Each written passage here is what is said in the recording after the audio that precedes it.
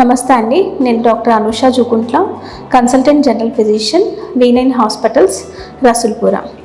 ఈ మధ్యకాలంలో మనం ప్రతి 10 మందిలో 8 మందికి అట్లా డయాబెటీస్, షుగర్ వ్యాధి గురించి చూస్తూ ఉన్నాం అన్నమాట. అసలు ఈ షుగర్ వ్యాధి అనేది ఎన్ని రకాలు ఉన్నాయంటే, మామూలుగా అయితే టైప్ 1 అంటారు, type 2 diabetes mellitus and gestational diabetes mellitus. ఇలా ఎక్కువగా 3 అనేవి చాలా ఇంపార్టెంట్ రకాలుగా ఉన్నాయి. సో మోస్ట్లీ టైప్ 1 అనేది ఏంటంటే ఎక్కువగా చిల్డ్రన్లోను, ఈ మధ్య కాలంలో ఏంటంటే కొంచెం అడల్ట్స్లో కూడా చూస్తూ ఉంటాము. టైప్ 2 డయాబెటీస్ అనేది ఏంటంటే మోస్ట్లీ 30 నుంచి 40 ఇయర్స్ దాటిన వాళ్ళల్లో, కొంచెం పెద్దవాళ్ళు చూసేది డయాబెటీస్ అనమాట.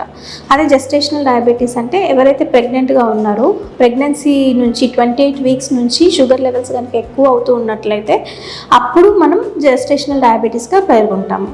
అంటే చాలామంది డయాబెటిక్ పేషెంట్స్ ఈ మధ్య వచ్చి చేసిన క్వశ్చన్ ఏంటి అంటే, లెవెల్స్ చాలా ఎక్కువగా ఉంటున్నాయండి, కానీ ఇన్సులిన్ మేము వాడలేము, దానికి వేరే రెమెడీ ఏంటి అని చెప్పేసి క్వశ్చన్ చేస్తూ ఉంటున్నారు. అసలు ఇన్సులిన్ ఎట్లా మనం అరకట్టాలి, ఇన్సులిన్ వాడకుండా మనం ఈ షుగర్ లెవెల్స్ని మనం ఎట్లా కంట్రోల్లో ఉంచుకోవాలి అనేది కనుక ఆలోచించినట్లయితే, మనం ముందుగా చెప్పుకున్న టైప్స్ ఆఫ్ డయాబెటీస్లో టైప్ 1 అనేది మోస్ట్లీ ఇన్సులిన్ వాడితేనే తగ్గిపోతుందండి. ఎక్కువ చిల్డ్రన్లోనూ అడల్ట్స్లోనూ ఉంటుంది. అది ఎక్కువగా ఇన్సులిన్ డెఫిషియన్సీ వల్లనే ఈ టైప్ 1 డయాబెటీస్ అనేది వస్తుంది. సో టైప్ 1 డయాబెటీస్లో మనం ఖచ్చితంగా ట్రీట్మెంట్ అనేది ఇన్సులిన్నే. అదే టైప్ 2 డయాబెటీస్ అయితే ఏంటంటే టాబ్లెట్స్ తోటి మనం షుగర్ లెవెల్స్ అనేది కంట్రోల్లో పెట్టుకోవచ్చు.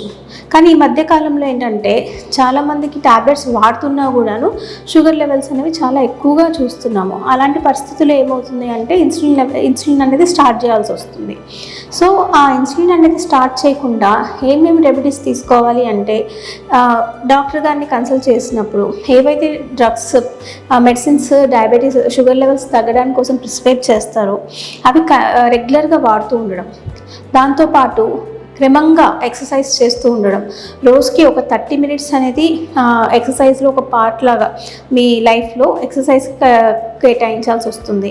అలాగే మీరు తినే ఆహారం వల్ల కూడా షుగర్ లెవెల్స్ అనేవి చాలా వరకు కంట్రోల్ అవుతూ ఉంటాయండి. అంటే కార్బోహైడ్రేట్ లెవెల్స్ని తగ్గించాలి. అంటే మీరు తీసుకునే ఆహారంలో ఎక్కువగా రైస్ క్వాంటిటీ కనుక తక్కువ చేసుకోగలిగితే ఎంతో మంచిదండి. మార్నింగ్ చేసే బ్రేక్ఫాస్ట్లో ఇంకా ఇడ్లీ, దోశ ఇవన్నీ కూడా కంట్రోల్ చేసుకొని ఓట్స్ తీసుకోగలిగితే ఇంకా మంచిది అవుతుంది.